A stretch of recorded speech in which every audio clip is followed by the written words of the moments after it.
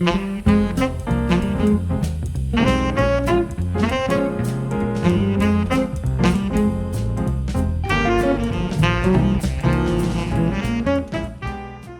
to the Innovative Hotelier podcast brought to you by Hotels Magazine. I'm your host, Robin Trimingham. Historically, the travel sector has frequently been the last to experience the negative impact of a recession, and also quite frequently the last sector to recover afterwards. Interestingly, however, despite 2 consecutive quarters of negative GDP growth in the latter half of 2022, the hotel sector did not experience a decline, and this has fueled an optimism that not everyone believes is realistic. So the big question is, what will 2023 bring, and how can hoteliers best position their operations to weather a recession if one does happen? My guest today, Jan Freitag, the National Director of Hotel Analytics for CoStar, is here to chat with me about all of this. Please join me now for my conversation with Jan.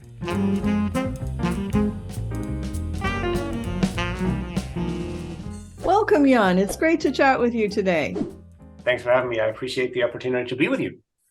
Well, I think we're going to have a very interesting conversation because there's been an awful lot going on, and hopefully you're going to help us get the correct lay of the land here.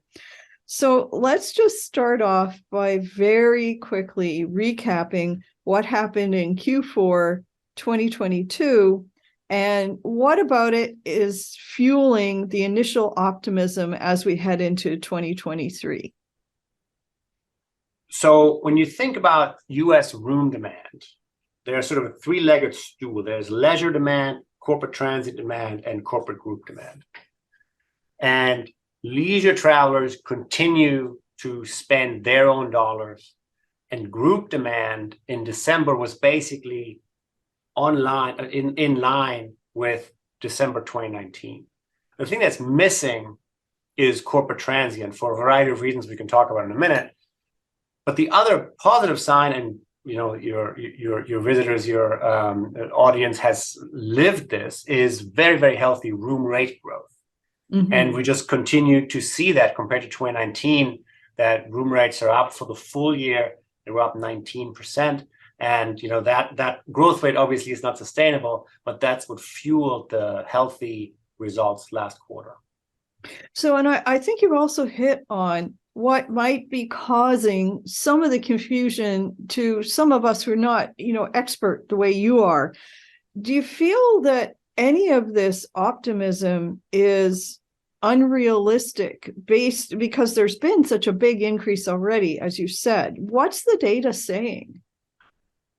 So this year, 2023, is the first year that STR, and I'm with CoStar, CoStar owns STR, and our macroeconomic forecasting company called Tourism Economics, the first year that we're forecasting growth in RevPAR despite a slowdown in the economy. So RevPAR growth in a recession. That hasn't happened in the 30-year data set that STR has. So that is certainly reason for optimism. A recession is never good, but being able to drive revenue, not a whole lot, but drive revenue a little bit in that is noteworthy. So that's good. The other piece that makes us feel good is that we talk to our clients, the large publicly traded companies. They're saying, from what they're seeing, looking forward, that things are also pretty healthy. They have good pickup in the quarter. For the quarter, they feel that when they talk to small and medium-sized companies that drive in like a 3 or 4 state radius, that drive limited service demand, that those companies are healthy and traveling. And it seems like the American leisure consumer is really ready to continue to spend. Now, I want to be clear that the growth rates we're projecting are nowhere near, the double-digit 20, 30% growth rates that we've seen for the last couple of years. I don't think anybody's expecting that, but we're also not seeing a decline. So we continue to see growth. Our expectation is to see growth just in for room rate called the 2% range or so. Okay, so that makes more sense to me. I think what might be leading some analysts to say that maybe this isn't going to be sustainable is a couple of the really unique things that have happened as a result of the whole COVID thing. Initially, all we could do was travel domestically. So, traveling for a staycation became a thing for people who might never have considered it before. Mm-hmm. And the pent-up demand to travel internationally, suddenly is being released because all of a sudden we can go anywhere. Mm-hmm. When the analysts who are not as positive as you are about all of this are suggesting that the recent recovery might be short-lived because of things like this and other macro data, what do you feel that they're missing in all of this? Well, I think we're all looking at the same data point. I think it's a question of interpreting it, right? So you could say, yes, Europe's on sale, right? Because of the strong dollar, there is absolutely this idea that we've been to Yosemite the last 3 summers. Let's now go to Venice. I get that. But airfare plays a huge role in that calculation, right? And airfares are very, very much higher than they were for the last couple of years. So I would not be surprised that people who could afford to go abroad might say, you know what, maybe I'm going to do another vacation in the country just because, I liked it. It's good time with the family in the car. Now, I have been presenting to very, very high-end travel advisors and luxury hotel brands, and they see no slowing of the outbound travelers. I'm just not sure that that's true for all Americans. Japan opened up, and the number of Americans going to Japan in December, according to the Department of Commerce, was basically the same as it was in December of 2019. It's a remarkable reversal from a country that was basically closed to the outside. I get a lot of questions about China. What about China? Is China opening? Yes. Is China letting people out? Well, technically, yes, but they haven't renewed passports since 2020. So you need to get a passport to leave and obviously to come back. And then China is a very big country. We're very curious to see what the Chinese New Year celebrations, what they were like, what the travel numbers were like. Those numbers are going to be released here in a week or so. I'm not sure that we're going to see a huge influx of Chinese travelers to the Western seaboard in the first half for sure. Maybe that eases a little bit. We see a couple of more Chinese coming. I think they're going to be in Korea, Vietnam, first, Cambodia, before they come to the West Coast. So going back to my initial answer, I think there are 2 ways to look at this data set.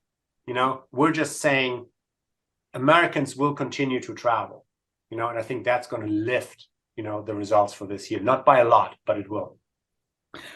I can see where you're coming from on all of this. And I think you made a very insightful point when you raised the issue of passport renewal, because you're absolutely right. In a lot of countries, the delays in ability to travel have really caused a backlog in the passport renewal process, even when you're in a country where you absolutely can get a renewal for your passport.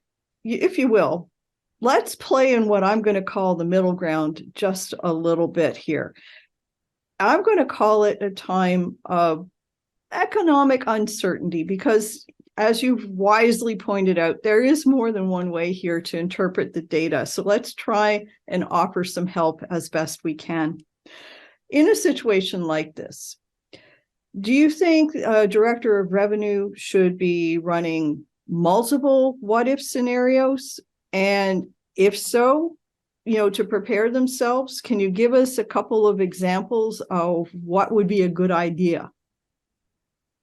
Yeah, I think what-if scenarios make sense, but I think you need to do it by basically customer source, right? So you need to understand what was your 2019, 2020 share of leisure travelers, of group travelers, of corporate transient demand. Okay, so now let's play this out. Leisure travelers who are coming to our hotel, are they flying or are they driving? We know that higher gas prices don't really impact drive-through demand. We have studies on that. Okay, good. But it's probably fair to assume that if a lot of them are using an airplane, the total cost of travel airfare plus hotel plus rental car may have people say, maybe I'm not going to fly, or maybe I'm not going to come on this, long weekend vacation. Maybe that I'll skip. So on the group side, I'm very bullish on group.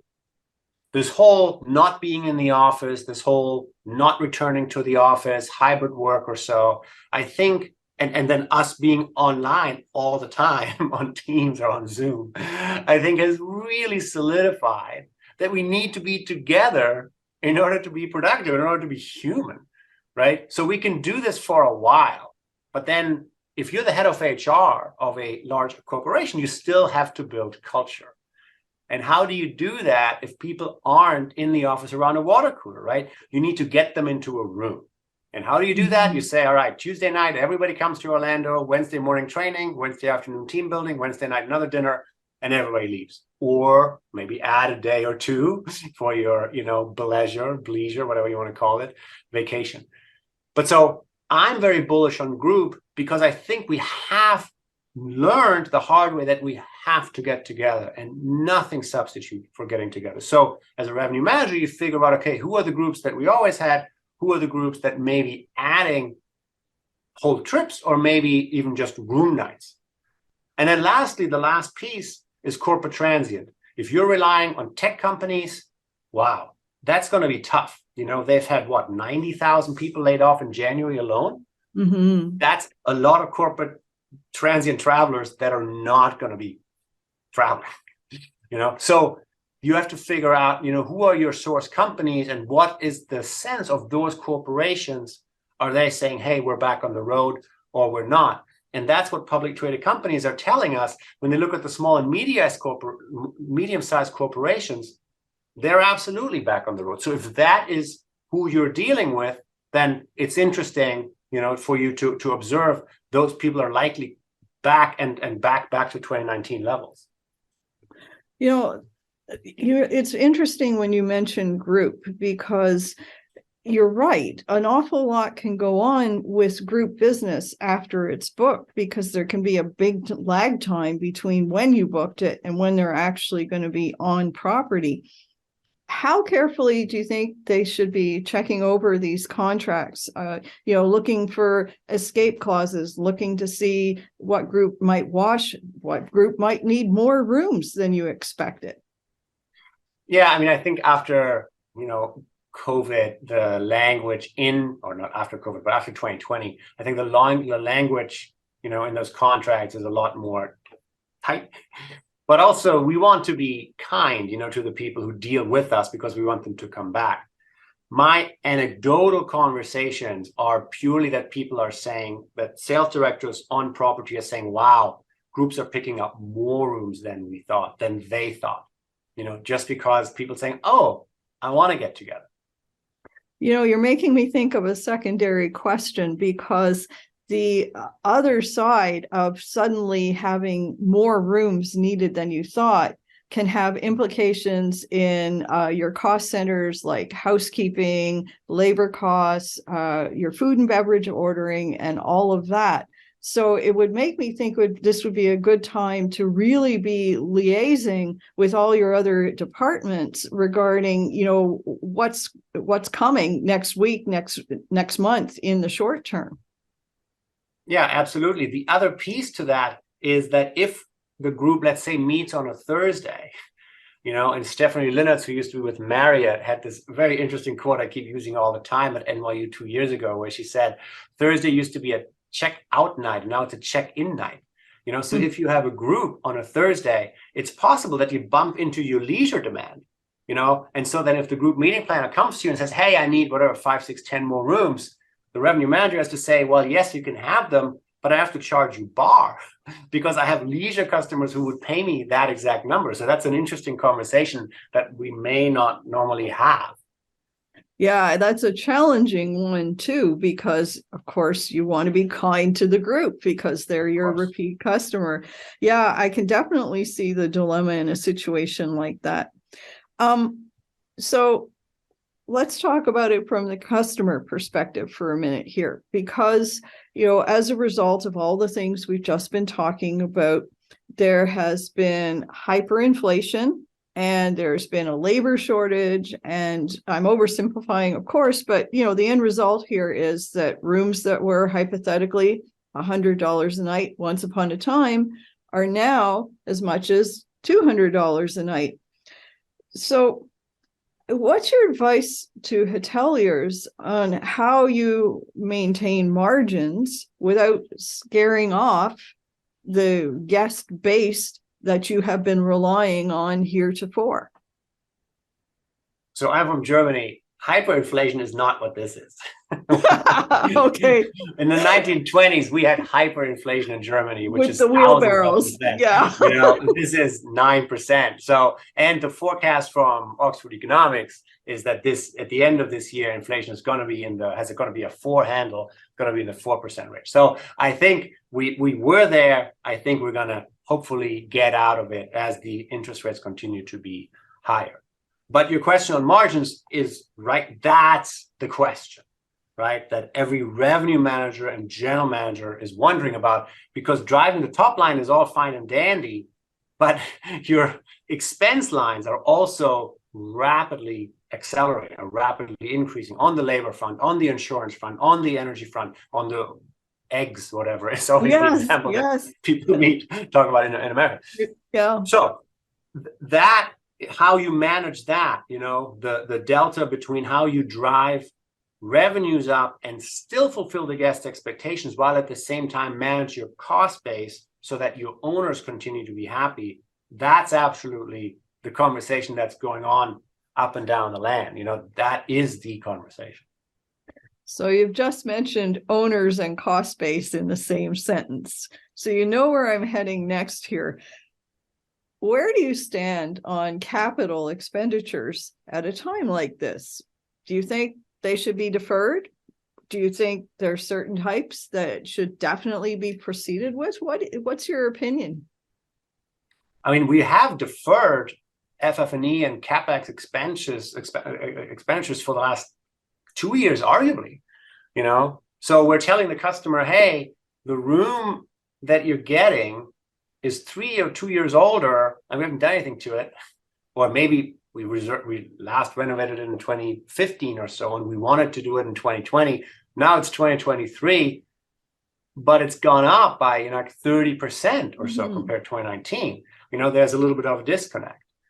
Brands, I think, have been very kind and not pushed, pips and brand pips, but I think they're also at the end of their rope to say, hey, really the brand standard is X. Let's play ball, and get your property back to what the brand standard is. So I think, it's not so much about my opinion. It's about what's the conversation between the owner and the brand and the bank, that has to lend the money, or the owner that doesn't have the money may have to find some rescue, or what people call recovery capital, or may say, what? I have a portfolio of 10 hotels. I need to just get rid of 5 to save the other 5. So I think there are ongoing conversations about this exact topic but I think the outcome is that more money will be spent on property just because we have to. So you're making me think of another question. You mentioned the very real possibility that some brands might decide to let a few properties go in order to be able to bolster the rest of them. Is there a situation in which this is a buyer's market for somebody who wants to extend their portfolio of properties?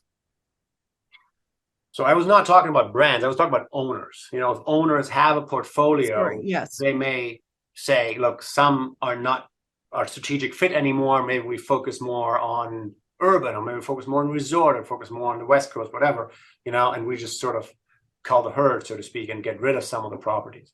Now, brands may do the same thing. I think what you're alluding to is very, very true. That brands are saying, look, we have brand standards for a reason. We've been very kind, but time's up. So show me that you have the plan and the money, or you may not meet our brand standards anymore. You may not be part of this brand family anymore, and hopefully those conversations are few and far between. Yeah, because those ones get very, very difficult, don't they? Yeah. I mean, it's the next owner then who has to really step up and include the whole PIP in their understanding of how much what they're paying for this property, knowing full well that they're writing a check to the seller, but also they have to then write a check to the contractor to continue to improve the property. So back to your original question of, is this, an opportunity? At the America's Lodging Investment Summit, the ALICE conference, which happened last week in LA, one of the brokers was on a panel and he made this quote that stuck with me and I use it all the time. When he was asked what's trading, he said trophies and trauma. So it's the very high end and it's stuff that's broken, arguably, and I think we will see some of that this year. Now, the trophy piece is already well underway. You saw that 2 days ago. The Diplomat in Florida sold for the largest amount post-COVID, $835 million to Trinity Investment out of Hawaii. So that was certainly a milestone event to say, yes, full service resorts are here, and they're going to spend a lot of money making it even nicer and up-flagging it from Curio up to a higher end Hilton brand. So that is ongoing. On the other side of it, we have, call it 30 billion or so CMBS loans come due, hotels that are in the CMBS pools that need to be refinanced. Some of them may not be able to refinance because the initial owner interest rate was, 3%, 4%. And now it's 8%, 9%? Yeah. And that's just a very big difference. And some owners may just say, look, this is not really worth for us to put good money after bad. So we'll see. There may not be as much distress as people are hoping for. Part of that is, of course, that there's a lot of money on the sidelines.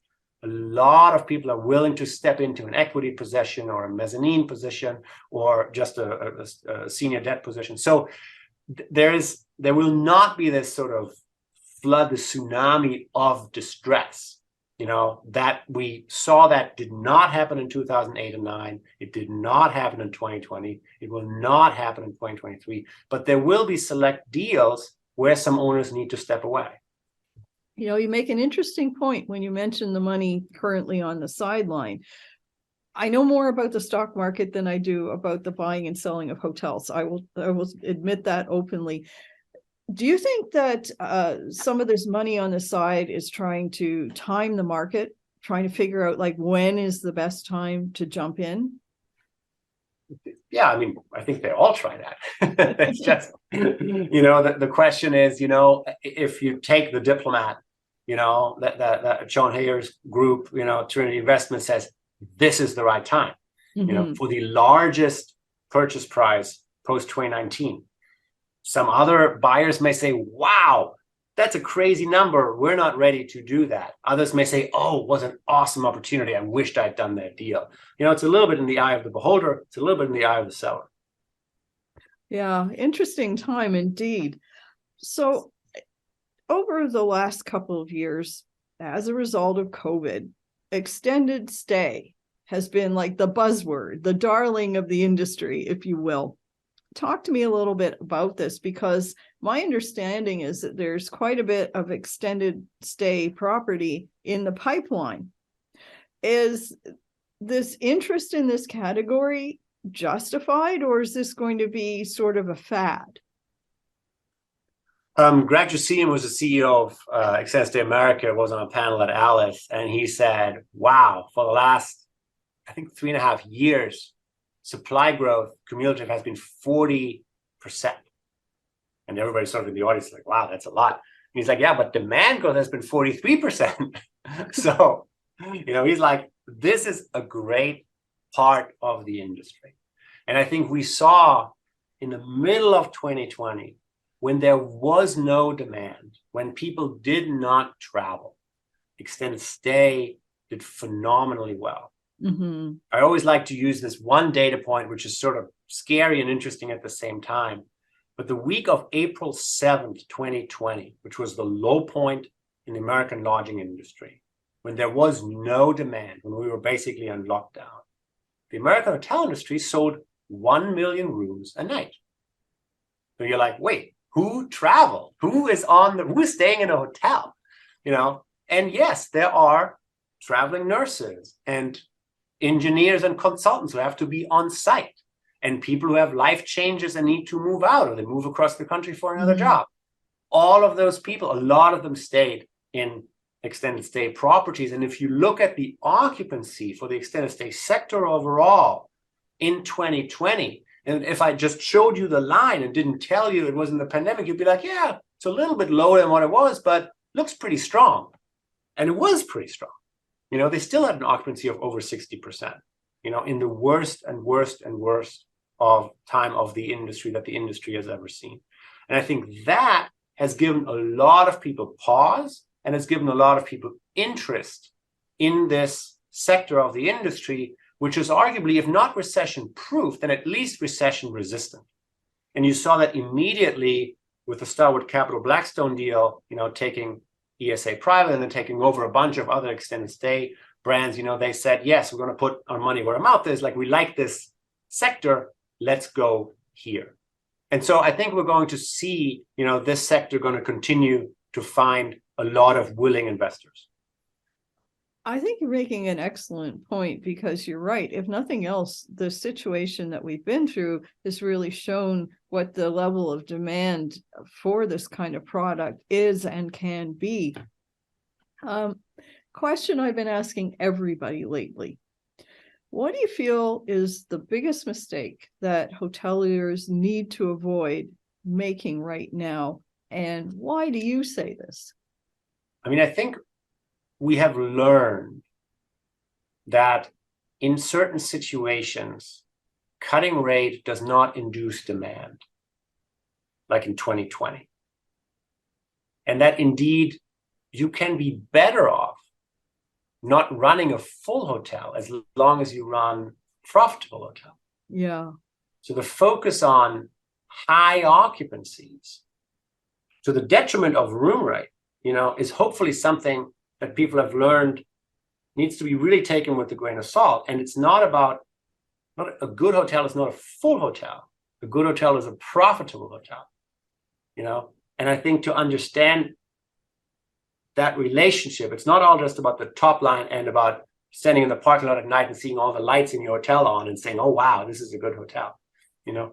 So I think that to me is maybe the most important takeaway out of 2020, is that be very mindful of how you manage your rates and the occupancies that come with it. I think that's a great way to end, but I am going to ask you one more question. Okay. What would be your one piece of advice that any hotelier listening to us today can do to improve their ADR as we move through Q1 and into Q2? Buy more data. Excellent response. Thank you so much, Jan. My pleasure. You've been listening to the Innovative Hotelier podcast. Join us again soon for more up-to-the-minute insights specifically for the hotel and hospitality industry.